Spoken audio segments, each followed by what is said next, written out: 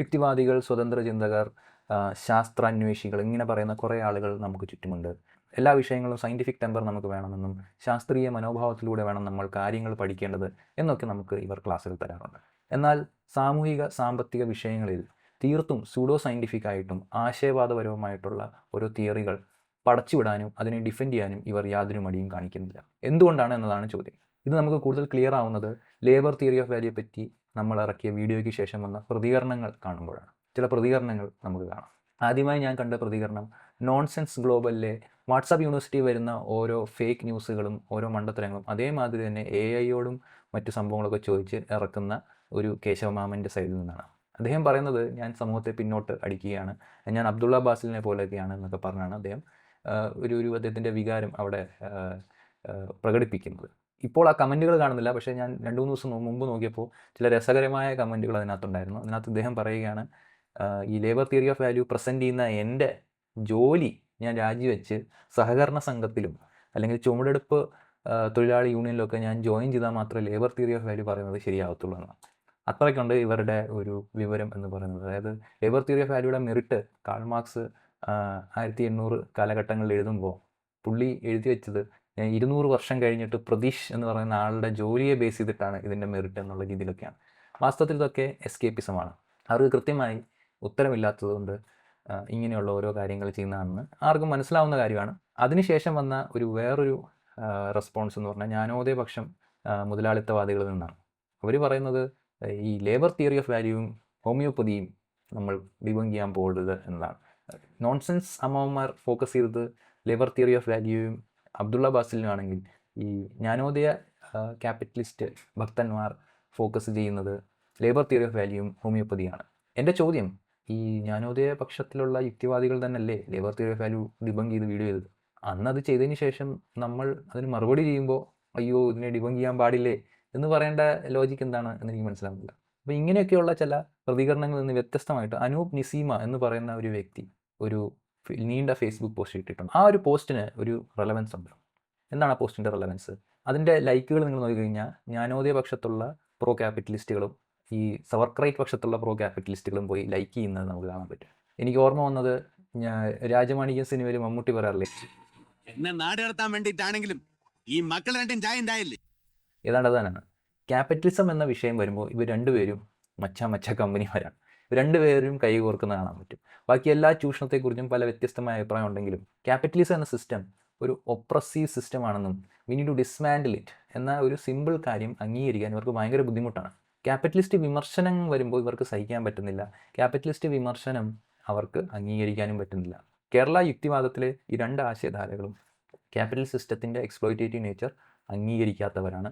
അതിനെ നിലനിർത്താൻ വേണ്ടി ഏത് രീതിയിലുള്ള പോസ്റ്റുകളും ഇവർ പോയി ലൈക്ക് ചെയ്യും അല്ലെങ്കിൽ സപ്പോർട്ട് ചെയ്യും എന്നതിൻ്റെ തെളിവുകളാണ്. അതുകൊണ്ട് തന്നെ അനൂപ് നിസീമ പറയുന്ന ചില കാര്യങ്ങൾ നമുക്ക് ഈ വീഡിയോയിൽ അഡ്രസ്സ് ചെയ്യാം എന്നാണ് കരുതുന്നത്. അനൂപ് നിസീമ എഴുതിയ ഫേസ്ബുക്ക് പോസ്റ്റിൽ അനൂപ് നിസീമ പറയുന്നത് സബ്ജക്റ്റീവ് തിയറി ഒരു കിടുക്കാച്ചി ഐറ്റമാണ് എന്നതാണ്. ലേബർ തിയറി ഓഫ് വാല്യൂ ആധുനിക ശാസ്ത്രവാദികൾ ഇങ്ങനെ തള്ളിക്കളഞ്ഞെന്നും മോഡേൺ എക്കണോമിക്സ് എന്തൊക്കെയോ ചെയ്തപ്പം ലേബർ തിയറി ഓഫ് വാല്യൂ അങ്ങ് മാറിപ്പോയി, എന്നിട്ട് കിടുക്കാച്ചി ഐറ്റമായ സബ്ജക്റ്റീവ് തിയറി ഇവിടെ വന്നു എന്നൊക്കെയാണ്. അദ്ദേഹത്തിൻ്റെ പല ഫേസ്ബുക്ക് പോസ്റ്റ് മൊത്തം നമ്മൾ വായിക്കുകയാണെങ്കിൽ AI നിന്ന് ചോദിച്ചുണ്ടാക്കിയ സംഭവങ്ങളാണ്, അല്ലാതെ ഇതിൽ ഒരു ഗഹനമായ സംഭവം ചെയ്തില്ല. പക്ഷേ ഇത്തരം പോസ്റ്റുകളിൽ സയൻറ്റിഫിക് ടെമ്പർ സ്പ്രെഡ് ചെയ്യണം എന്ന് പറയുന്ന ആളുകൾ പോയി ലൈക്ക് ചെയ്യുന്നുണ്ട്. ബിക്കോസ് ക്യാപിറ്റലിസ്റ്റ് ഡിഫെൻഡ് ചെയ്യാൻ എന്തുതരം പോസ്റ്റുകളിലും നമ്മൾ പോയി ലൈക്ക് ചെയ്യുന്നത്. നമുക്ക് സബ്ജക്റ്റീവ് തിയറി ഓഫ് വാല്യൂവും ലേബർ തിയറി ഓഫ് വാല്യൂവും എടുത്ത് ഏതാണ് കൂടുതൽ ശാസ്ത്രീയം എന്ന് കൂടി നമുക്ക് പറയാം. സബ്ജക്റ്റീവ് തിയറി ഓഫ് വാല്യൂവും ലേബർ തിയറി ഓഫ് വാല്യൂയെക്കുറിച്ചുള്ള ചർച്ചകൾ നടക്കുമ്പോൾ എപ്പോഴും വരുന്ന ചോദ്യമാണ് ഏത് തിയറിയാണ് ബെറ്റർ. ഏത് തിയറിയാണ് ബെറ്റർ എന്നെങ്ങനെയായിരിക്കും നമുക്ക് മനസ്സിലാക്കാൻ പറ്റുക? എന്നോട് ചോദിച്ചു കഴിഞ്ഞാൽ ശാസ്ത്രീയമായി ഏത് തിയറിയാണ് ഒരു സിസ്റ്റത്തെ പഠിക്കാൻ ശ്രമിക്കുക അതാണ് ഏറ്റവും നല്ല തിയറി. ഏറ്റവും കൂടുതൽ വിശദീകരണക്ഷമതയുള്ള ടെസ്റ്റബിൾ പ്രഡിക്ഷൻസ് വയ്ക്കുന്ന അതിൻ്റെ ഫീച്ചേഴ്സ് എക്സ്പ്ലെയിൻ ചെയ്യുന്ന സംഭവങ്ങളാണ് ബെറ്റർ തിയറി, അല്ലേ? അതല്ലേ ഒരു ശാസ്ത്രീയ തിയറി ചെയ്യേണ്ടത്. പരിണാമം നമ്മൾ പഠിക്കും, എന്തുകൊണ്ട് ജൈവ വൈവിധ്യം ഉണ്ടാകുന്നു, അതിൻ്റെ മെക്കാനിസം എന്താണ്, എന്തൊക്കെയാണ് അതിൻ്റെ പ്രഡിക്ഷൻസ്, ഹിസ്റ്റോറിക്കലായിട്ട് എന്തൊക്കെ തരം മാറ്റങ്ങൾ വന്നില്ല, ഇത്തരം കാര്യങ്ങളെല്ലാം കൂടെ എക്സ്പ്ലെയിൻ ചെയ്യാൻ പറ്റുന്ന തിയറി അല്ലേ ശാസ്ത്രീയ തിയറി. അല്ലാതെ എല്ലാത്തിനും അത് ദൈവം ചെയ്തു, ഇത് ദൈവം ചെയ്തു, ഇതും ദൈവം ചെയ്തു എന്ന് പറയുന്നതിലും കുറച്ചും കൂടെ കാര്യങ്ങൾ പഠിക്കാനും അറിവ് കിട്ടാനും അതിനെപ്പറ്റിയുള്ള ഒരു പ്രശ്നങ്ങൾ മനസ്സിലാക്കാനും ആ സിസ്റ്റത്തിൻ്റെ പ്രശ്നങ്ങളും ഗുണങ്ങളും ഒക്കെ മനസ്സിലാക്കാൻ നമുക്ക് ഇൻസൈറ്റ്സ് തരുന്ന തിയറി എന്താണോ അതാണ് ഒരു ശാസ്ത്രീയ തിയറി എന്നാണ് ഞാൻ മനസ്സിലാക്കുന്നത്. ഈ ഒരു മേഖലയിലൂടെ നോക്കുമ്പോൾ സബ്ജക്റ്റീവ് തിയറിയും ലേബർ തിയറിയും ഒരു കമ്പാരിസന് പോലും ഒരു വകയില്ല എന്നാണ് എൻ്റെ അഭിപ്രായം. അത് ഞാൻ വെറുതെ പറയുന്നതല്ല. നിങ്ങൾ ഓരോ മേഖല എടുത്താലും labour theory of value subjective തിയറിയെക്കാട്ടില്ല സുപ്പീരിയർ എക്സ്പ്ലനേഷൻസ് ആണ് തരുന്നത്. ഉദാഹരണത്തിന് സബ്ജക്റ്റീവ് തിയറി ഓഫ് വാല്യൂ ഒരു സർക്കുലർ തിയറിയാണ്.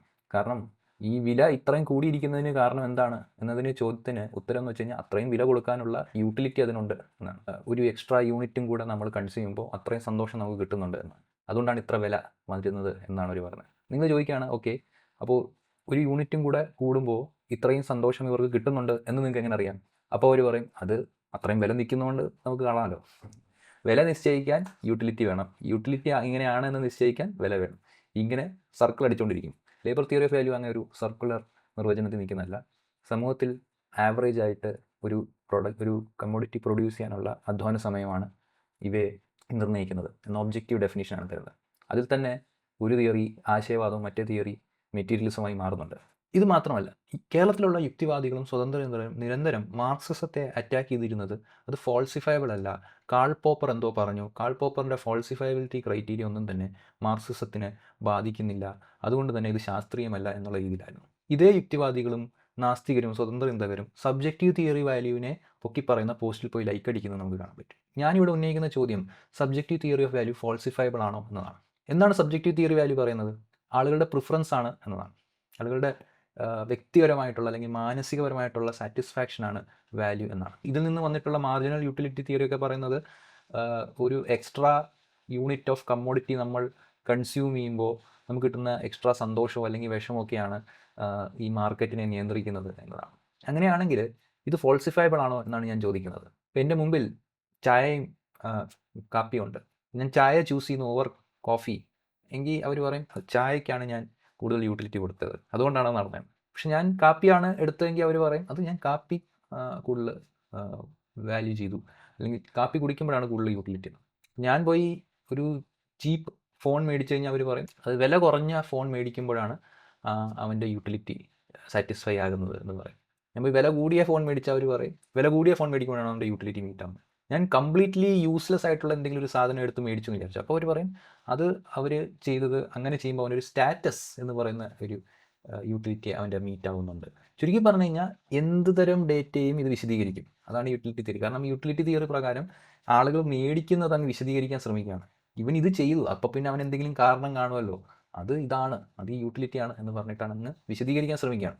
ഏതാണ്ട് ഇതേ രീതിയിലാണ് നമ്മുടെ അമരം സിനിമയിൽ KPC ലളിത പറയുന്നൊരു സീനുണ്ട്. എന്നാണ് സന്തോഷിക്കാത്തത്? സന്തോഷം. നല്ല മീൻ കിട്ടിയാ സന്തോഷം, മീൻ കിട്ടിയില്ലെങ്കിൽ സന്തോഷം. കടലിൽ പോയാ സന്തോഷം, പോയില്ലെങ്കിൽ സന്തോഷം. സൂര്യൻ ഉദിച്ചാ സന്തോഷം, ഉദിച്ചില്ലെങ്കിൽ സന്തോഷം. ഇങ്ങനെയുള്ള അൺഫോൾസിഫയബിൾ തിയറികളാണ് ഇവിടുത്തെ യുക്തിവാദികൾ പോയി സപ്പോർട്ട് ചെയ്യുന്നത്. മാർക്സിസത്തെ വിമർശിക്കാൻ അവർ എന്തുതരം ടൂളുകൾ ഉപയോഗിച്ചിരുന്നു, അതേ ടൂളുകൾ പ്രകാരം തന്നെ അശാസ്ത്രീയമായിട്ട് നിൽക്കുന്ന സബ്ജക്റ്റീവ് തിയറി പോലുള്ള തിയറികളെ ന്യായീകരിക്കാൻ ഇവർ ഒരു മടിയും കാണിക്കുന്നില്ല എന്നതാണ് ഇവിടുത്തെ പോയിന്റ്. ഇനി അടുത്ത ചോദ്യമാണ് empirical testability. Labour theory of value ഒരുപാട് സ്ഥലങ്ങളിൽ എംപിരിക്കലി ടെസ്റ്റഡ് ആണ്. ഉദാഹരണത്തിന് ഇപ്പം ഇത് ഡേവ് സക്കറിയയുടെ ഒരു പേപ്പറാണ്, സ്വീഡനിലെ എക്കണോമിയാണ് പുള്ളി ചെയ്തത്. പുള്ളിയുടെ കൺക്ലൂഷനാണ് when it comes to reality labour theory of value works at least as well as the theory of production prices. ഇതാണ് പുള്ളി കണ്ടെത്തിയ സംഭവം. സ്വീഡനിലെ ഡേറ്റ വെച്ചിട്ടാണ് പുള്ളി ഇത് കണ്ടുപിടിച്ചത്. ഇനി ഇത് അടുത്ത ഒരു പേപ്പറാണ്, price value deviations further evidence from input and output. ഇതിനകത്തും കൃത്യമായിട്ട് പറയുന്നത് the results of the analysis show that labour values and prices of production are extremely good approximation to market prices. Empirical തെളിവുകൾ വേണം എന്ന് നമ്മൾ പറയാറുണ്ട് ശാസ്ത്രത്തിൽ. ഇതടുത്തത് classical theory of relative prices evidence from the Spanish economy. സ്പെയിൻ്റെ economy ഇവർ പഠിച്ചതിന് ശേഷം ഇവർ കൊണ്ടുവന്ന റിസൾട്ടുകളാണ്. അവിടെ ഈ പുള്ളിക്ക് ഇത്രയും ഗ്രാഫുകൾ ഇടുന്നുണ്ട്, ഈ ഒരു ലീനിയർ കോറിലേഷൻ അവർക്ക് കാണാൻ പറ്റുന്നുണ്ട്. ലേബർ വാല്യൂസും പ്രൈസും തമ്മിലുള്ള. ഇന്നത്തെ ഔട്ട്ലിയേഴ്സ് ഇല്ലെന്നല്ല, every data will have outliers, but general trend അവർക്കത് കാണാൻ പറ്റുന്നുണ്ട്. ഈ ഒരു സയൻറ്റിഫിക് എൻഡീവർ എന്ന് പറഞ്ഞാൽ പ്രോബ്ലം കണ്ടെത്തുക, എക്സ്പ്ലെയിൻ ചെയ്യുക, എംപിരിക്കൽ ടെസ്റ്റിംഗ് നടത്തുക, അതിൽ വരുന്ന മറ്റ് പ്രോബ്ലംസ് എന്താണെന്ന് കണ്ടെത്തുക, അതിൽ വർക്ക് ചെയ്യുക, ആ പ്രോബ്ലം എങ്ങനെ സോൾവ് ചെയ്യുക, ഇതാണ് ഒരു സയൻറ്റിഫിക് എൻഡീവർ. മാത്രമല്ല സബ്ജക്റ്റീവ് തിയറി ഓഫ് വാല്യൂവിന് ഒരിക്കലും ഈ ലാഭം എങ്ങനെ വരുന്നു എന്നത് വിശദീകരിക്കാൻ പറ്റത്തില്ല. എല്ലാ ക്യാപിറ്റലിസ്റ്റുകളും അംഗീകരിക്കുന്നൊരു കാര്യമാണ് ക്യാപിറ്റലിസ്റ്റ് പ്രോസസ്സിൽ പുതിയ മൂല്യം വരുന്നുണ്ട്, പുതിയ സമ്പത്ത് ക്രിയേറ്റ് ആകുന്നുണ്ട്. അപ്പോൾ ഇത് എവിടെ നിന്ന് വരുന്നു? അവിടെയാണ് ലേബർ തിയറി ഓഫ് വാല്യൂ കൃത്യമായ എക്സ്പ്ലനേഷൻ തരികയും എന്നാൽ സബ്ജക്റ്റീവ് തിയറി പോലുള്ള തിയറികൾക്ക് യാതൊരു വിശദീകരണവും ഇല്ലാതിരിക്കുന്നത്. അതെന്താണെന്ന് ഞാൻ എക്സ്പ്ലെയിൻ ചെയ്യാം. ഇതിനെയാണ് ചെയിൻ ഓഫ് ക്യാപിറ്റൽ എന്ന് മാർക്സ് വിശദീകരിച്ചത്. M, C, C', M'. പേരുകൾ കേൾക്കുമ്പോൾ നിങ്ങൾ കൺഫ്യൂസ് ആവേണ്ട, ഇത് വളരെ സിമ്പിൾ ആയിട്ടുള്ള കാര്യമാണ്. എം കൊണ്ട് ഉദ്ദേശിക്കുന്നത് ക്യാപിറ്റലിസ്റ്റിൻ്റെ കയ്യിലുള്ള ഇനീഷ്യൽ ഇൻവെസ്റ്റ്മെൻ്റ് ആണ്. ആ ഇൻവെസ്റ്റ്മെൻറ്റ് വെച്ച് ക്യാപിറ്റലിസ്റ്റുകൾ സി എന്ന കുറച്ച് കമ്മോഡിറ്റികൾ വാങ്ങുന്നു. ആ സി എന്ന കമ്മോഡിറ്റികൾ വെച്ചിട്ട് സി ഡാഷ് എന്ന് പറയുന്ന പുതിയൊരു കമ്മോഡിറ്റി ഉണ്ടാക്കുന്നു. അത് സിയിൽ നിന്ന് സി ഡാഷിലേക്കുള്ള കൺവേർഷനാണ് പ്രൊഡക്ഷൻ, ഉൽപ്പാദനം. സി ഡാഷ് എന്ന് പറയുന്ന പുതിയ ഒരു പ്രൊഡക്റ്റ് ഉണ്ടാക്കുന്നു. ആ സി ഡാഷ് പോയി മാർക്കറ്റിൽ വിൽക്കുമ്പോഴാണ് എം ഡാഷ് എന്ന് പറയുന്ന ഒരു പുതിയ അമൗണ്ട് കിട്ടുന്നത്. ഈ എം ഡാഷും എമ്മും മൈനസ് ചെയ്യുമ്പോൾ കിട്ടുന്ന ഒരു അമൗണ്ടാണ് ലാഭം എന്ന് നമ്മൾ കരുതുക. ഈ ഒരു കാര്യത്തിൽ ഒരു ക്യാപിറ്റലിസ്റ്റും ഡിസഗ്രി ചെയ്യത്തില്ല, ഇങ്ങനെയാണ് പുതിയ പ്രോഫിറ്റ് ഉണ്ടായത് എന്നത്. ഇനീഷ്യലായിട്ടുള്ള ഒരു ഇൻവെസ്റ്റ്മെൻറ്റിൽ നിന്നും പുതിയ കുറച്ച് കമ്മോഡിറ്റീസ് വാങ്ങി, ആ കമ്മോഡിറ്റീസിൽ നിന്നും പുതിയൊരു കമ്മോഡിറ്റി ഉണ്ടാക്കി, ആ കമ്മോഡിറ്റി മാർക്കറ്റിൽ പോയി വിറ്റപ്പോഴാണ് ലാഭം ഉണ്ടായത്. കയ്യിലുണ്ടായിരുന്ന ക്യാപിറ്റലിൽ നിന്നും കൂടുതൽ ക്യാപിറ്റൽ നമുക്ക് കിട്ടി, അതിൻ്റെ ഡിഫറൻസ് ആണ് പ്രോഫിറ്റ് എന്നത് എല്ലാവരും അംഗീകരിക്കുന്ന കാര്യമാണ്, ചെറുകിട കച്ചവടക്കാർ മുതൽ വൻകിട ക്യാപിറ്റലിസ്റ്റുകൾ വരെ. ഇവിടുത്തെ ചോദ്യം, ഈ എം എങ്ങനെ എം ഡാഷ് ആയി? ഈ നടുക്കുള്ള പ്രോസസ്സിൽ എവിടെയാണ് എം കൂടിയത്? ഇപ്പോൾ നമ്മൾ എല്ലാ കാര്യങ്ങളും അതിൻ്റെ വാല്യൂവിൽ തന്നെ വാങ്ങിക്കുകയാണെന്ന് കരുതുക. ഉദാഹരണത്തിന് എമ്മിനൊരു വാല്യൂ ഉണ്ട്, ആ വാല്യൂവിൽ തന്നെയാണ് നമ്മൾ ഈ സി എന്ന് പറയുന്ന കമ്മോഡിറ്റികൾ വാങ്ങിക്കുന്നത് എന്ന് കരുതുക. സി എന്ന് പറയുന്ന കമ്മോഡിറ്റികൾ എന്തൊക്കെയുണ്ട്? Raw materials, tools and technology and മനുഷ്യരുടെ അധ്വാന ശക്തി. ഉദാഹരണത്തിന് ഒരു ഷൂ ആണ് നിങ്ങൾ ഉണ്ടാക്കുന്നതെങ്കിൽ സി എന്ന് ഉദ്ദേശിക്കുന്നത് ആ ഷൂ ഉണ്ടാക്കാനുള്ള റോ മെറ്റീരിയൽസ്, ഉദാഹരണത്തിന് ലെതർ വല്ലതുമായിരിക്കാം. ടൂൾസ് ആൻഡ് ടെക്നോളജി, ഉദാഹരണത്തിന് നിങ്ങൾക്ക് ആ ഷൂ കട്ട് ചെയ്യാനുള്ള എന്തെങ്കിലും കത്തികളോ അല്ലെങ്കിൽ എന്തെങ്കിലും ടൂൾസ് ഒക്കെ ആയിരിക്കാം. പിന്നുള്ളത് അധ്വാന ശക്തി, ആക്ച്വലി ഷൂ ഉണ്ടാക്കുന്ന തൊഴിലാളികൾ, ആ തൊഴിലാളിയുടെ അധ്വാന ശക്തി. ഈ 3 കാര്യങ്ങളാണ് നിങ്ങൾ ഒരു ക്യാപിറ്റലിസ്റ്റ് വാങ്ങുന്നത്, അതാണ് സി. അതിനുശേഷം ഈ 3 സംഭവങ്ങളും കൂടെ പ്രൊഡക്ഷൻ, ഉൽപ്പാദനം എന്ന പ്രക്രിയയിൽ ഷൂ എന്ന പുതിയ പ്രൊഡക്റ്റ് ഉണ്ടാക്കുന്നു. അത് മാർക്കറ്റിൽ വിൽക്കുമ്പോഴാണ് ലാഭം കിട്ടുന്നത്. ഇവിടുത്തെ ചോദ്യം, സമൂഹത്തിൽ ഇല്ലാതിരുന്ന മൂല്യം ഏത് സ്റ്റേജിലാണ് ഉണ്ടായത്? ഇത് സബ്ജക്റ്റീവ് തിയറിക്ക് പറയാൻ പറ്റുകയില്ല. സബ്ജക്റ്റീവ് തിയറി പ്രകാരം എവിടുന്നോ കിട്ടി, അത് എങ്ങനെ വന്നു എന്ന് ചോദിക്കരുത് എന്നതാണ്. ബേസിക്കലി ലേബർ തിയറിക്ക് മാത്രമേ ഇവിടെ ഇത് കൃത്യമായി വിശദീകരിക്കാൻ പറ്റത്തുള്ളൂ. ഈ നടുക്കുള്ള ഏതോ ഒരു പ്രോസസ്സിലാണ് പുതിയ വാല്യൂ ജനറേറ്റ് ആയത്. അത് റോ മെറ്റീരിയൽ ആണോ എന്നാണ് നമ്മൾ ആദ്യം പരിശോധിക്കേണ്ടത്. റോ മെറ്റീരിയൽ പുതിയ വാല്യൂ ക്രിയേറ്റ് ചെയ്യുമെങ്കിൽ വെറുതെ ലെതർ ഇട്ട് കഴിഞ്ഞ് കഴിഞ്ഞാൽ നമുക്ക് ലാഭം കിട്ടണ്ടേ? വെറുതെ നമുക്ക് ലെതർ വാങ്ങിച്ചങ്ങ് വെച്ചാൽ പോരെ. വെറുതെ നമ്മൾ ലെതർ വാങ്ങിച്ച് വെച്ച് കഴിഞ്ഞാൽ നമുക്ക് പുതിയ മൂല്യം കിട്ടുകയില്ല. ലെതർ മാത്രം വാങ്ങിച്ചാലും കിട്ടുകയില്ല. ലെതറിൻ്റെ കൂടെ വെറുതെ കത്തി വാങ്ങിച്ച് വിട്ടാലും നമുക്ക് പുതിയ മൂല്യം കിട്ടില്ല. നമുക്ക് അധ്വാന ശക്തി, അതിനകത്ത് മനുഷ്യർ പണി കൂടി എടുക്കുമ്പോൾ മാത്രമേ അതൊരു ഷൂ ആയി മാറുന്നുള്ളൂ. അപ്പോൾ റോ മെറ്റീരിയൽസും ടൂൾസും ടെക്നോളജിയും എല്ലാം അവയിൽ അടങ്ങിയിരിക്കുന്ന വാല്യൂ ട്രാൻസ്ഫർ ചെയ്യുന്നു എന്നതല്ലാതെ പുതിയ വാല്യൂ ജനറേറ്റ് ചെയ്യുന്നില്ല എന്നതാണ് നമുക്ക് മനസ്സിലാവുക. ലെതറിനൊരു വാല്യൂ ഉണ്ടെങ്കിൽ, സമൂഹത്തിനൊരു വാല്യൂ ഉണ്ടെങ്കിൽ, ആ വാല്യൂ ഈ ഷൂയിലേക്ക് ട്രാൻസ്ഫർ ചെയ്യുന്നു എന്നതിനപ്പുറം പുതിയ വാല്യൂ അത് ജനറേറ്റ് ചെയ്യില്ല. അതേമാതിരി തന്നെ ടൂൾസ് ആൻഡ് ടെക്നോളജിക്ക് ഒരു വാല്യൂ ഉണ്ടെങ്കിൽ, ആ വാല്യൂ സമൂഹത്തിൽ ഓൾറെഡി ഉള്ള വാല്യൂ ഇതിലേക്ക് ട്രാൻസ്ഫർ ആകുന്നു എന്നതിന് പകരം പുതിയ വാല്യൂ ജനറേറ്റ് ആകുന്നില്ല. എന്നാൽ ലേബർ പവർ അങ്ങനല്ല, മനുഷ്യൻ്റെ അധ്വാന ശക്തി അങ്ങനല്ല. അത് ആ അധ്വാന ശക്തി നിലനിർത്താനുള്ള ഒരു വാല്യൂവിലാണ് ക്യാപിറ്റലിസ്റ്റ് വാങ്ങുന്നതെങ്കിലും അധ്വാനം നടത്തുമ്പോൾ പുതിയ വാല്യൂ ജനറേറ്റ് ആകുന്നു. അതായിരുന്നു ലേബർ തിയറി വാല്യൂയുടെ ഒരു ഇംപ്ലിക്കേഷൻ. അങ്ങനെ അവരുണ്ടാക്കുന്ന മൂല്യം ആരാണ് കൊണ്ടുവന്നത്? ഈ പ്രോഫിറ്റ് ആരാണ് കൊണ്ടുവന്നത്? ക്യാപിറ്റലിസ്റ്റുകളാണ് കൊണ്ടുവന്നത് എന്നതായിരുന്നു മാർക്സ് കണ്ടുപിടിച്ചത്. അതിനെയാണ് നമ്മൾ തിയറി ഓഫ് സർപ്ലസ് വാല്യൂ അല്ലെങ്കിൽ മിച്ച മൂല്യ സിദ്ധാന്തം എന്ന് മലയാളത്തിൽ പറഞ്ഞു. അപ്പോൾ ഇങ്ങനെ ഒരു വിശദീകരണം, ഇങ്ങനെ ഒരു ശാസ്ത്രീയ വിശദീകരണം ക്യാപിറ്റലിസ്റ്റ് മോഡ് ഓഫ് പ്രൊഡക്ഷനിൽ എവിടെയാണ് മൂല്യം ഉണ്ടാകുന്നത്, എങ്ങനെയാണ് മൂല്യം ഉണ്ടാകുന്നത് എന്നതിനൊരു സയൻറ്റിഫിക് ആൻഡ് ഒബ്ജക്റ്റീവ് ആയിട്ടുള്ളൊരു എക്സ്പ്ലനേഷൻ ആയിരുന്നു മാർക്സ് തന്നത്. സബ്ജക്റ്റീവ് തിയറിക്ക് ഇത് പറയാൻ പറ്റത്തില്ല. ഈ ഒരു പോസ്റ്റിൽ പുള്ളി റിപ്പീറ്റ് ആയിട്ട് പറയുന്നൊരു സംഭവമാണ്, ലാഭം ഒരു ചൂഷണ വ്യവസ്ഥയല്ല, ലാഭത്തെ ഒരു റിവാർഡായിട്ടാണ് ആധുനിക എക്കണോമിസ്റ്റുകൾ കാണുന്നതെന്ന്. അത് ശരിയായിരിക്കാം, ആധുനിക എക്കണോമിസ്റ്റുകൾ പ്രോഫിറ്റിനെ ഒരു റിവാർഡായിട്ടായിരിക്കും കാണുന്നത്. പക്ഷേ ഇവിടുത്തെ ചോദ്യം, ഈ പ്രോഫിറ്റ് എവിടെ നിന്ന് വന്നു എന്നതാണ് ചോദ്യം. ക്യാപിറ്റലിസ്റ്റ് സമൂഹത്തിൽ വെൽത്ത് ഉണ്ടാവുന്നുണ്ട് എന്ന് നിങ്ങൾ അംഗീകരിക്കുന്നുണ്ടെങ്കിൽ ആ പുതിയ വാല്യൂ എവിടെ നിന്ന് വന്നു? അത് ആരുണ്ടാക്കി? അദ്ദേഹം പറയുന്നത് ക്യാപിറ്റലിസ്റ്റ് എടുക്കുന്ന റിസ്ക് ആണ് പ്രോഫിറ്റ് ഉണ്ടാക്കുന്നത് എന്നാണ്. ക്യാപിറ്റലിസ്റ്റ് എടുക്കുന്ന റിസ്ക് ആണോ പ്രോഫിറ്റ്? അല്ല, റിസ്ക് ഒരിക്കലും പ്രോഫിറ്റ് ഉണ്ടാക്കത്തില്ല. നമ്മൾ പല വിഷയങ്ങളിൽ റിസ്ക് എടുക്കാറുണ്ട്. ഇവിടുത്തെ ചോദ്യം, സമൂഹത്തിൽ ഇല്ലാതിരുന്ന മൂല്യം എങ്ങനെ ഉണ്ടായി? ഇനി ഞാൻ ചോദിക്കുന്നത്, ഈ MC C'M' എന്ന് പറയുന്ന ഈ ഒരു നെറ്റ്വർക്ക് നിങ്ങൾ നോക്കിക്കഴിഞ്ഞാൽ ഇവിടെ ഈ എം ഉള്ളവൻ അവന് റിസ്ക് എടുത്താലും റിസ്ക് എടുത്തില്ലെങ്കിലും ഈ M' എന്ന് പറയുന്ന സംഭവം ഉണ്ടാവുന്നുണ്ട് അല്ലേ? ഉദാഹരണത്തിന് ഭയങ്കര റിസ്ക് എടുത്തു, ഞാൻ എൻ്റെ വീടിൻ്റെ ആധാരമെല്ലാം പണയം വെച്ചിട്ട് ഞാൻ ഭയങ്കര കടങ്ങൾ എടുത്തിട്ടാണ് ഞാൻ ഈ പ്രൊഡക്ഷൻ നടത്തുന്നതെന്ന് വിചാരിച്ചു. അപ്പോൾ എനിക്ക് ഭയങ്കര റിസ്ക് ഉണ്ട്, കാരണം എനിക്ക് ഉണ്ടാക്കാൻ പറ്റിയില്ലെങ്കിൽ അല്ലെങ്കിൽ എനിക്ക് ലാഭം കിട്ടിയില്ലെങ്കിൽ ഞാൻ ചിലപ്പോൾ ആത്മഹത്യ ചെയ്യേണ്ടി വരും എന്ന് ഇരിക്കട്ടെ, അത്ര റിസ്ക്കിലാണ് ഞാൻ ചെയ്യുന്നത് പറയും. പക്ഷെ അപ്പോഴും റിസ്ക് ഡസൻറ്റ് എക്സ്പ്ലെയിൻ പുതിയ വാല്യൂ എവിടെ നിന്ന് വന്നത്. ഈ റിസ്ക് എക്സ്പ്ലെയിൻ ചെയ്യുന്നത് എനിക്ക് ലാഭം കിട്ടിയില്ലെങ്കിൽ ഞാൻ ആത്മഹത്യയുടെ വക്കിലാണ് എന്ന സംഭവം മാത്രമേ റിസ്ക് അവിടെ എക്സ്പ്ലെയിൻ ചെയ്യുന്നുള്ളൂ. റിസ്ക്, ഈ പുതിയ മൂല്യം ഇതിൽ എവിടെ വന്നു എന്നത് എക്സ്പ്ലെയിൻ ചെയ്യുന്നില്ല. ഇനി എനിക്ക് റിസ്ക് ഇല്ലെന്ന് വെച്ചോ, കാരണം എനിക്ക് ആ എം മൊത്തം പോയാലും എനിക്ക് വീണ്ടും വീണ്ടും എം കിട്ടുന്ന മറ്റ് ഇൻകം സോഴ്സുകളുണ്ട് എന്ന് കരുതുക. അങ്ങനെ ഒരാളാണെന്ന് ഞാൻ കരുതുക. അതായത് ഞാൻ ഭയങ്കര കോടീശ്വരനാണ്, എനിക്ക് ഈ ഇനീഷ്യൽ ഇൻവെസ്റ്റ്മെൻറ്റ് പോയാലും കുഴപ്പമില്ല. എനിക്ക് കാരണം എനിക്ക് ഓരോ മണിക്കൂറും മറ്റ് പല ഇൻകം സോഴ്സുകളിൽ നിന്ന് ഇങ്ങനെ കിട്ടിക്കൊണ്ടിരിക്കും. അപ്പോൾ എനിക്ക് റിസ്ക് ഇല്ല. അപ്പോഴും ഈ പ്രോസസ്സ് തന്നെയാണ്. ഞാൻ പൈസ ഇൻവെസ്റ്റ് ചെയ്യുന്നു, ഞാൻ തൊഴിലാളികളെ വാങ്ങിക്കുന്നു, ഈ റോ മെറ്റീരിയൽസ് വാങ്ങിക്കുന്നു, ടൂളുകൾ വാങ്ങിക്കുന്നു, അതുവഴി പ്രൊഡക്ഷൻ നടത്തുന്നു, എനിക്ക് ലാഭം കിട്ടുന്നു. അപ്പോഴും പുതിയ മൂല്യം ഉണ്ടാകുന്നുണ്ട്. അപ്പോൾ റിസ്ക് എടുത്താലും ഇല്ലെങ്കിലും മൂല്യം ഉണ്ടാവും. റിസ്ക് ഉണ്ടെങ്കിലും പുതിയ മൂല്യം ഉണ്ടാവും, റിസ്ക് ഇല്ലെങ്കിലും പുതിയ മൂല്യം ഉണ്ടാവും. അപ്പോൾ റിസ്ക് അല്ല ഇവിടെ മൂല്യം ഡിക്റ്റേറ്റ് ചെയ്യുന്നത്, അല്ലെങ്കിൽ പുതിയ സമൂഹത്തിലുണ്ടാകുന്ന വെൽത്തും അല്ലെങ്കിൽ സമൂഹത്തിലുണ്ടാകുന്ന പ്രോഫിറ്റും എക്സ്പ്ലെയിൻ ചെയ്യുന്നത് റിസ്ക് അല്ല, അത് അധ്വാന ശക്തി മാത്രമാണ്. അപ്പോൾ ക്യാപിറ്റലിസ്റ്റ് എടുക്കുന്ന റിസ്കോ അങ്ങനെ എന്തോ സംഭവമാണ് ഈ പ്രോഫിറ്റ് ഉണ്ടാക്കുന്നത് എന്നത് വളരെ തെറ്റായ ധാരണയാണ്. പ്രോഫിറ്റ് റിസ്ക് ആകെ എക്സ്പ്ലെയിൻ ചെയ്യുന്നത് നിങ്ങൾക്ക് ലാഭം കിട്ടിയില്ലെങ്കിൽ നിങ്ങൾക്ക് എന്ത് സംഭവിക്കും എന്നതാണ്. അത് പുതിയ മൂല്യം ഉണ്ടാക്കുന്ന പ്രോസസ്സിനെ എക്സ്പ്ലെയിൻ ചെയ്യുന്നില്ല. റിസ്ക് ഓൺലി എക്സ്പ്ലെയിൻ ചെയ്യുന്നത് ഇങ്ങനൊരു സംഭവം ഉണ്ടായിക്കഴിഞ്ഞ് ലാഭം ഉണ്ടായാൽ അതാർക്ക് കിട്ടും, ലാഭം ഉണ്ടായില്ലെങ്കിൽ അതാർക്ക് കിട്ടും എന്നതാണ്. ഇതുകൊണ്ടാണ് സബ്ജക്റ്റീവ് തിയറി ഓഫ് വാല്യൂ ഒരു അന്ധവിശ്വാസമാണ്, സ്യൂഡോ സയൻസ് എന്ന് പറയുന്നത്. ഇത്തരം അന്ധവിശ്വാസങ്ങളിലും സ്യൂഡോ സയൻസുകളിലും സപ്പോർട്ട് ചെയ്യുന്നത് ഇവിടെയുള്ള ശാസ്ത്രീയ മനോവൃത്തി വളർത്തണമെന്നും ഞങ്ങൾ ലെറ്റ് എവിഡൻസ് ലീഡ് എന്ന് പറയുന്ന യുക്തിവാദികൾ ആണ്. രണ്ട് പക്ഷം യുക്തിവാദികൾ, ജ്ഞാനോദയപക്ഷം എന്ന് പറയുന്നവരും സർക്കുലൈറ്റ് നാസ്തികപക്ഷവും രണ്ടുപേരുമാണ് ഇത്തരം എക്സ്പ്ലോയിറ്റേറ്റീവ് ആയിട്ടുള്ള ഒരു എക്കണോമിക് സിസ്റ്റത്തെ ന്യായീകരിക്കുകയും നിലനിർത്താനും ശ്രമിക്കുന്നത് എന്നതാണ് നമ്മൾ മനസ്സിലാക്കേണ്ടത്. സബ്ജക്റ്റീവ് തിയറിക്ക് വേറെയും പല കാര്യങ്ങൾ വിശദീകരിക്കാൻ പറ്റത്തില്ല. ഉദാഹരണത്തിന്, നമ്മൾ ഒരു സാധനം മാർക്കറ്റിൽ മേടിക്കാൻ പോകുന്നു എന്ന് കരുതുക. അവിടെ ആക്ച്വലി യൂട്ടിലിറ്റി ആണോ നമ്മുടെ കാര്യങ്ങളെ നിയന്ത്രിക്കുന്നതെന്നൊരു ചോദ്യമാണ്. ഉദാഹരണത്തിന് എൻ്റെ കയ്യിൽ ആകെ 100 രൂപയുള്ളൂ. ഞാൻ മേടിക്കാൻ പോകുന്ന സാധനത്തിന് 100 രൂപ കൂടുതൽ വിലയുണ്ടെങ്കിൽ എനിക്കത് മേടിക്കാൻ പറ്റത്തില്ല. അപ്പോൾ എനിക്ക് യൂട്ടിലിറ്റി ഒക്കെ ഉണ്ടെങ്കിലും എൻ്റെ കയ്യിലുള്ള ബൈയിങ് പവറാണ് പലപ്പോഴും എൻ്റെ ഡിസിഷൻസിനെ ഒരു കാര്യത്തിലെത്തിക്കുന്നത്. അപ്പോൾ എന്തുകൊണ്ട് കുറച്ച് ആളുകൾക്ക് ബൈയിങ് പവർ കൂടുതലിരിക്കുന്നു, എന്തുകൊണ്ട് കുറച്ച് ആളുകൾക്ക് ബൈയിങ് പവർ കുറഞ്ഞിരിക്കുന്നു എന്നതാണ് വിശദീകരിക്കേണ്ടത്, അല്ലേ? അപ്പോൾ എനിക്ക് ഒരു ബ്രെഡും ഒരു മുട്ടയാണ് മേടിക്കാൻ ഞാൻ പോകുന്നത് വെച്ചാൽ എൻ്റെ ആകെ 100 രൂപയുള്ളൂ. ഞാൻ കടയിൽ ചെല്ലുമ്പോൾ കാണുകയാണ് ബ്രെഡിനും മുട്ടയ്ക്കും ഒക്കെ 100 രൂപയിൽ കൂടുതൽ വരും. ഞാൻ മേടിക്കുമോ? ഇല്ല.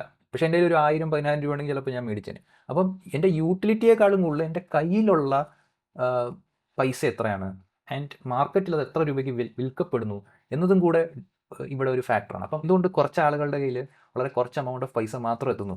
ഇങ്ങനൊരു വിശദീകരണം സബ്ജക്റ്റീവ് തിയറി ഓഫ് വാല്യൂക്ക് പറയാൻ പറ്റത്തില്ല. അത് പറയാൻ പറ്റുന്ന ലേബർ തിയറി ഓഫ് വാല്യൂക്കാണ്. ലേബർ തിയറി ഓഫ് വാല്യൂ കൃത്യമായിട്ട് പറയുന്നുണ്ട്, ക്യാപിറ്റലിസ്റ്റുകൾ അവർ ലാഭം കൂട്ടാൻ വേണ്ടി തൊഴിലാളികളുടെ പ്രൊഡക്ടിവിറ്റി കൂട്ടാനും കൂടുതൽ മെക്കനൈസേഷൻസിലേക്കും ഒക്കെ പോകുമെന്ന്. കാരണം കൂടുതൽ പ്രൊഡക്ഷൻ വന്നു കഴിഞ്ഞാൽ കൂടുതൽ ലാഭം നമുക്ക് കിട്ടും എന്ന ഒരു റാറ്റ് റേസിലാണല്ലോ ക്യാപിറ്റലിസ്റ്റുകൾ. അപ്പോൾ ഈ റാറ്റ് റേസിൻ്റെ ഫലമായിട്ട് കിട്ടുന്നത് എന്താണെന്ന് വെച്ച് കഴിഞ്ഞാൽ കൂടുതൽ ഇൻവെസ്റ്റ്മെൻറ്റുകൾ പോവുക ഈ ടൂൾസ് ആൻഡ് ടെക്നോളജീസിലായിരിക്കും. അപ്പോൾ നമുക്കറിയാലോ AI വരുന്നു. ഇതിൻ്റെ ഫലമായിട്ട് എന്താ പറ്റുക എന്ന് വെച്ച് കഴിഞ്ഞാൽ തൊഴിലാളികൾക്ക് കിട്ടുന്ന വേതനം കുറഞ്ഞു വരും. We can see that, right? അത് ഞാൻ കൃത്യമായിട്ട് എക്സ്ട്രാ എക്സ്പ്ലെയിൻ ചെയ്യേണ്ട ആവശ്യമില്ല. പുതിയ ടൂൾസ് ആൻഡ് ടെക്നോളജി വരുമ്പോൾ കൂടുതൽ തൊഴിലാളികൾ ഇല്ലാതായിക്കൊണ്ടിരിക്കും. ഇതിൻ്റെ ഫലമായിട്ട് എന്താ സംഭവിക്കുന്നത് വെച്ചാൽ സമൂഹത്തിൻ്റെ വെൽത്ത് കൂടുതലും ക്യാപിറ്റലിസ്റ്റുകളുടെ കയ്യിലേക്ക് പോയിക്കൊണ്ടിരിക്കും. അത് കൃത്യമായി എക്സ്പ്ലെയിൻ ചെയ്യുന്നത് ലേബർ തിയറി ഓഫ് വാല്യൂ ആണ്, സബ്ജക്റ്റീവ് തിയറി ഓഫ് വാല്യൂ അല്ല. ഇത് അവർ world in data .org publish ചെയ്ത ഡേറ്റയാണ്, ഗ്ലോബൽ ഇൻകം ഡിസ്ട്രിബ്യൂഷൻ. ഇതിൽ ലോവസ്റ്റ് ലൈൻ നല്ല രസമാണ്. The poorest 10% live on less than $2 per day. ദരിദ്രരായിട്ടുള്ള 10% ആളുകൾ, താഴെ തട്ടിലുള്ള 10% $2 ഒരു ദിവസം $2 താഴെയാണ് ജീവിക്കുന്നത്. Poorest 50% leave on less than 6.7%. നിങ്ങൾ ദരിദ്രരുടെ താഴത്തെ 50% എടുക്കുകയാണെങ്കിൽ അവർ $6, ഒരു ദിവസം $6 ജീവിക്കുന്നത്. ഗ്ലോബലി നിങ്ങൾ എടുക്കുമ്പോൾ ഗ്ലോബലി 85%, ലോകത്തിലുള്ള 85% ആളുകളും ഒരു ദിവസം $30 താഴെയാണ് ജീവിക്കുന്നത്. ആൻഡ് ടോപ്പ് നിങ്ങൾ Y ആക്സിസിൽ നോക്കുവാണെങ്കിൽ 1% ആളുകൾ, ടോപ്പ് 1% എന്ന് വെച്ചാൽ ഒരു ദിവസം അവർക്ക് $125 വെച്ച് കിട്ടുന്നുണ്ട്. അതായത് ഒരു ദിവസം $125 കിട്ടുന്ന ആളുകൾ എന്ന് പറഞ്ഞു കഴിഞ്ഞാൽ ലോകത്തുള്ള 1% റിച്ചറുള്ള ആളുകളാണ്. സോ ഈ ഒരു ഡിവൈഡ് വന്നുകൊണ്ടിരിക്കും. Rich becomes richer and poor becomes poor. കാരണം കൂടുതൽ മൂല്യം പോകുന്നത് ക്യാപിറ്റലിസ്റ്റുകളുടെ കയ്യിലാണ്. ആ സമൂഹത്തിലുണ്ടാക്കുന്ന വാല്യൂയുടെ കുറച്ച് വാല്യൂയെ തൊഴിലാളികൾക്ക് കിട്ടത്തുള്ളൂ. ഇതായിരുന്നു മാർക്സ് പ്രെഡിക്റ്റ് ചെയ്തത്. You can see the graph. Marx വെറുതെ പറഞ്ഞല്ല, മാർക്സ് തിയററ്റിക്കലി ഈ മാത്തമാറ്റിക്കലി തന്നെയാണ് കാണിക്കുന്നത്. സർപ്ലസ് ഉണ്ടാകുന്നതിൻ്റെ കൂടുതൽ ഷെയർ മുതലാളിയിലേക്ക് പോകും, കുറവ് ഷെയർ മാത്രമേ തൊഴിലാളിക്ക് കിട്ടത്തുള്ളൂ. തൊഴിലാളിക്ക് കുറവ് ഷെയർ കിട്ടുന്നതുകൊണ്ട് തന്നെ ഓവർ ടൈം എന്ന് പറഞ്ഞു കഴിഞ്ഞാൽ സമൂഹത്തിൻ്റെ ടോട്ടൽ വെൽത്തും ടോട്ടൽ ഇൻകം ഒക്കെ എടുക്കുമ്പോൾ ഒരു മൈനോറിറ്റി ഓഫ് ആളുകളുടെ ലോകത്തുള്ള ഭൂരിഭാഗം സ്വത്തിരിക്കും. ആൻഡ് താഴെ തട്ടിലുള്ള ഭൂരിഭാഗം മനുഷ്യരുടെയും കയ്യിലൊന്നും ഒരു തേങ്ങ ഉണ്ടാവില്ല എന്ന് പറയുന്നത്. ഇത് ഇൻകം ഡിസ്ട്രിബ്യൂഷനാണ്. ഇതല്ലാതെ വെൽത്തിൻ്റെ ഉണ്ട്. ഓക്സ്ഫാമിൻ്റെ റിപ്പോർട്ടുണ്ട്, wealth of the richest 1% equal to the other 99%. Top 1% ആളുകളുടെ വെൽത്ത് എന്ന് പറഞ്ഞു കഴിഞ്ഞാൽ ലോകത്തുള്ള ബാക്കി 99% ആളുകളുടെയും വെൽത്തിൻ്റെ ഈക്വലാണ്. ഒന്നാലോചിക്കുക. അത് നിങ്ങൾ 100 പേര് എടുക്കുമ്പോൾ അതിൽ ഒരാളുടെ വെൽത്ത് എന്ന് പറയുന്നത് ബാക്കി 99 പേരുടെയും വെൽത്തിൻ്റെ ഈക്വലാണ്. ഇത് 100 പേരുടെ കാര്യം. പക്ഷേ ലോകത്ത് എത്ര കോടി മനുഷ്യരുണ്ടെന്ന് ആലോചിക്കുക. ഇത്രയും കോടാനുകോടി ജനതയുള്ള ഈ ഒരു ലോകത്ത് മനുഷ്യരുടെ അവസ്ഥ ഇതാണ്. Top 1% equal to 99%. ഇത് ഈ ഒരു ഇൻകം ഇനീക്വാലിറ്റി മാർക്സ് പ്രെഡിക്റ്റ് ചെയ്തതാണ്. ലേബർ തിയറി ഓഫ് വാല്യൂയുടെ പ്രഡിക്ഷനാണിത്. ലേബർ തിയറി ഓഫ് വാല്യൂ വെച്ച് തന്നെയാണ് മാർക്സ് ഇത് പ്രെഡിക്റ്റ് ചെയ്യുന്നത്. And you have the data here. ഇത് ഇന്നുള്ള എല്ലാ എക്കണോമിസ്റ്റും അംഗീകരിക്കുന്നത്, മോഡേൺ എല്ലാ എക്കണോമിസ്റ്റുകളും അംഗീകരിക്കുന്ന കാര്യമാണ്. ഇനീക്വാലിറ്റി ഉണ്ട്. ഇത് മാത്രമല്ല, ഈ കൂടുതൽ മെക്കനൈസേഷൻസിലേക്ക് പോകുമ്പോൾ ക്യാപിറ്റലിസത്തിന് ഈ റേറ്റ് ഓഫ് പ്രോഫിറ്റ് കുറയുന്ന ഒരു ടെൻഡൻസി ഒഴിയും എന്ന് ഈ മാർക്സ് പറയുന്നുണ്ട്. ലേബർ തിയറി ഓഫ് വാല്യൂ വെച്ച് തന്നെ നമ്മൾ പഠിക്കുമ്പോൾ, ക്യാപിറ്റലിസത്തെ പഠിക്കുമ്പോൾ കൂടുതൽ മെക്കനൈസേഷൻസിലേക്ക് പോകുമ്പോൾ റേറ്റ് ഓഫ് പ്രോഫിറ്റ് അത് കുറയുന്ന ഒരു ട്രെൻഡ് കാണിക്കാനുള്ള ഒരു ടെൻഡൻസി ഈ ക്യാപിറ്റലിസത്തിനുണ്ട് എന്നത്. അത് നമുക്ക് ഒബ്സർവ് ചെയ്യാനും പറ്റും. നമ്മൾ ലോകത്തുള്ള പ്രോഫിറ്റ് റേറ്റ്, ക്യാപിറ്റലിസ്റ്റ് എക്കണോമീസിലുള്ള പ്രോഫിറ്റ് റേറ്റ് നോക്കുകയാണെങ്കിൽ ഇൻ ദ ലോങ് റൺ നമ്മൾ നോക്കുകയാണെങ്കിൽ ഒരു ഡൗൺവേർഡ് ട്രെൻഡ് നമുക്ക് കാണാൻ പറ്റും. അപ്പോൾ ഇതിനെ മറികടക്കാൻ അവർ ഓവർ പ്രൊഡക്ഷനും അങ്ങനെയുള്ള മറ്റ് പല പ്രശ്നങ്ങളിലേക്കും അല്ലെങ്കിൽ മറ്റ് പല കാര്യങ്ങളും ചെയ്യാൻ പോകുമ്പോഴാണ് ഈ ക്രൈസിസുകൾ ഉണ്ടാകുന്നത്. ഈ ലോങ് വേവ്സ് ഓഫ് ക്രൈസിസ് നമ്മുടെ ക്യാപിറ്റലിസ്റ്റ് എക്കണോമികൾ ഉണ്ടാകുന്നത് ഇതുകൊണ്ടാണ് എന്നത് ആണ് മാർക്സ് പറയുന്നത്. ഇത് ഓൾറെഡി അൻവർ ഷേഖ് പോലുള്ള ആളുകൾ വിശദീകരിച്ചിട്ടുണ്ട്. സബ്ജക്റ്റീവ് തിയറിക്ക് ഇതൊന്നും പറയാൻ പറ്റില്ല. എന്തുകൊണ്ട് ഇങ്ങനൊരു ലോങ് വേവ്സ് ഉണ്ടാകും? ഇതിനൊന്നും ഒരു ശാസ്ത്രീയ അടിത്തറയില്ലല്ലോ. ഈ വിഷയങ്ങളെ ഒന്നും അവർ ശാസ്ത്രീയമായല്ല പഠിക്കുന്നത്. അപ്പോൾ നടക്കുന്ന കുറേ ട്രാൻസാക്ഷൻസിനെ കുറിച്ച് മാത്രം അവർ പറഞ്ഞിരിക്കുന്നു എന്നല്ലാതെ ക്യാപിറ്റലിസ്റ്റ് ആസ് എ സിസ്റ്റം പഠിക്കാൻ ഇവർക്ക് കൃത്യമായിട്ടും പറ്റുന്നില്ല. ഇതിൽ ഏറ്റവും ഡിസപ്പോയിൻറ്റിംഗ് ആയിട്ടുള്ള കാര്യം എന്താണെന്ന് നിങ്ങൾക്കറിയാം. ജെൻഡർ വിഷയത്തെപ്പറ്റി, കാസ്റ്റ് വിഷയത്തെപ്പറ്റി, പാട്രിയാർക്കിയെ പറ്റി, ട്രാൻസ് വിഷയത്തെ പറ്റിയൊക്കെ വാദോരാതെ സംസാരിക്കുന്ന ആളുകളാണ് ഈ യുക്തിവാദികളും സ്വതന്ത്രരും. മതപരമായിട്ടുള്ള ഡിസ്ക്രിമിനേഷൻ, ജെൻഡർ ഡിസ്ക്രിമിനേഷൻ, എല്ലാ ഡിസ്ക്രിമിനേഷനെയും നമ്മൾ ഇല്ലാതാക്കും എന്നതിനെപ്പറ്റി വലിയ നെടുനീളൻ പ്രസൻറ്റേഷൻസ് ഇവർ നടത്തും. പക്ഷേ നമ്മുടെ കൺമുമ്പിലുള്ള വളരെ ഒബ്ജക്റ്റീവും ലോജിക്കലുമായിട്ടുള്ള എക്സ്പ്ലോയിറ്റേറ്റീവ് സിസ്റ്റത്തെ ന്യായീകരിക്കാൻ പോവുകയാണ് അവർ. ന്യായീകരിക്കുക എന്നത് മാത്രമല്ല, ഈ ന്യായീകരിക്കാൻ വേണ്ടി എന്ത് അസംബന്ധം എഴുതുന്ന പോസ്റ്റുകളും, എന്ത് അസംബന്ധമായിട്ടുള്ള തിയറികളും, എന്ത് അശാസ്ത്രീയമായിട്ടുള്ള തിയറികളും, എന്ത് ആശയവാദത്തിൻ്റെ തിയറികളും ഇവർ പോയി ലൈക്ക് ചെയ്യുന്നു, ഇവർ സപ്പോർട്ട് ചെയ്യുന്നു. ഇതാണോ യുക്തിവാദം? ഇതാണോ സ്വതന്ത്രത? ഇതെന്തുതരം യുക്തിവാദമാണ്? ഇതെന്തുതരം ജ്ഞാനോദയമാണ്? ഇതെന്തുതരം ലെറ്റ് എവിഡൻസ് ലീഡാണ് എന്ന് ചോദിച്ച് ഞാൻ നിർത്തുകയാണ്. നന്ദി, നമസ്കാരം.